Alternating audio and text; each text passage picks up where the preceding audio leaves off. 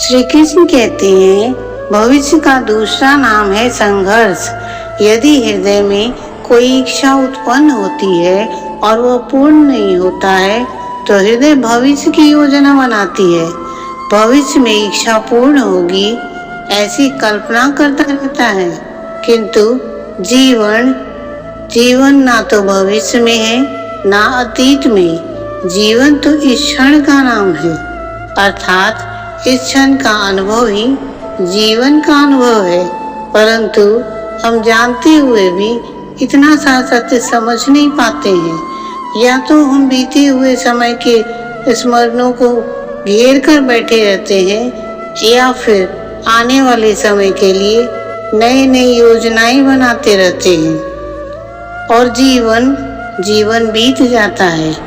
एक सत्य यदि हृदय में हम उतार लें कि ना हम भविष्य देख सकते हैं ना ही भविष्य निर्मित कर सकते हैं, हम तो केवल धैर्य और साहस के साथ भविष्य का आलिंगन कर सकते हैं, स्वागत कर सकते हैं। भविष्य का तो क्या, जीवन का हर पल जीवन से नहीं भर जाएगा। स्वयं विचार कीजिए। ज्ञान प्राप्ति सदा ही समर्पण से होती है, किंतु समर्पण का वास्तविक महत्व क्या है? क्या हमने यह विचार किया? मनुष्य का मन सदा ही ज्ञान प्राप्ति के लिए विभिन्न बाधाओं को उत्पन्न करता है। कभी किसी अन्य विद्यार्थी से ईर्ष्या हो जाता है तो कभी पढ़ाए हुए पाठों पर संदेह जमता है और कभी गुरु द्वारा दिया गया दंड मन को अहंकार से भर देता है। ऐसा नहीं होता है ना? जाने कैसे कैसे विचार मन को भटकाते रहते हैं और मन की इसी अयोग्य स्थिति के कारण हम ज्ञान प्राप्त नहीं कर पाते हैं।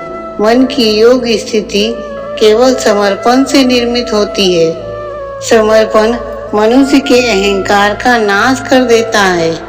ईर्ष्या, महत्वाकांक्षा आदि भावनाओं को दूर कर हृदय को शांत कर देता है और मन को एकाग्र करता है।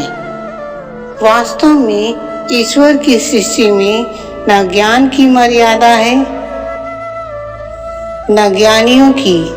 गुरु दत्तात्रेय ने गाय और श्वान से भी ज्ञान प्राप्त कर लिया था, अर्थात विषय ब्रह्मा ज्ञान का हो या जीवन के ज्ञान का या गुरुकुल में प्राप्त होने वाले ज्ञान का, उसकी प्राप्ति के लिए गुरु से अधिक महत्व है उस गुरु के प्रति हमारा समर्पण।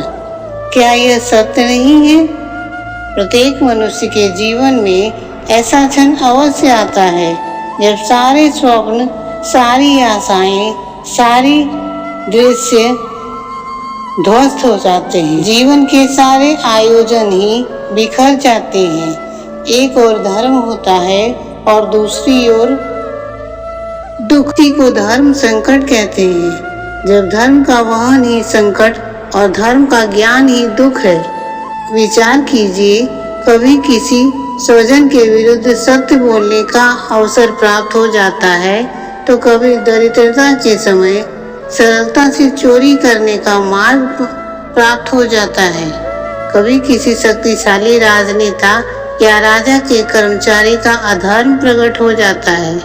सबके जीवन में ऐसी घटना चलती ही रहती है। अधिकतर लोग ऐसे किसी क्षण को धर्म संकट के रूप जान ही नहीं पाते हैं। हमें किसी प्रकार के संघर्ष का अनुभव ही नहीं होता है। सहजता से दुख की ओर खींचे चले जाते हैं, जैसे मक्खी गुड़ की ओर खींची चली जाती है। वास्तव में धर्म संकट का क्षण ईश्वर के निकट जाने का क्षण होता है। यदि हम संघर्षों से भयभीत न हो, दुख की ओर आकर्षित न हो तो अपने धर्म पर दृढ़ रहे तो ईश्वर का साक्षात्कार दूर नहीं है। पवन से युद्ध करने वाला पत्ता यदि पेड़ से गिरता है तो वह भी आकांक्षा की ओर उठता है। पवन से रुकने वाली हार वही भूमि पर रह जाती है। अर्थात धर्म संकट से यदि हम संकट को ही टाल दें तो सुख तो मिलता है, जीवन बढ़ता है, किंतु क्या चरित्र नहीं घटता है? क्या आसमान दरिद्र नहीं होता है? क्या ईश्वर से अंतर नहीं हो जाता है? स्वयं विचार कीजिए। जब दो व्यक्ति निकट आते हैं, एक दूसरे के लिए सीमाएं और मर्यादाएं निर्मित करने का प्रयास करते हैं। एक दूसरे के लिए सीमाएं और मर्यादाएं निर्मित करने का प्रयत्न अवश्य करते हैं।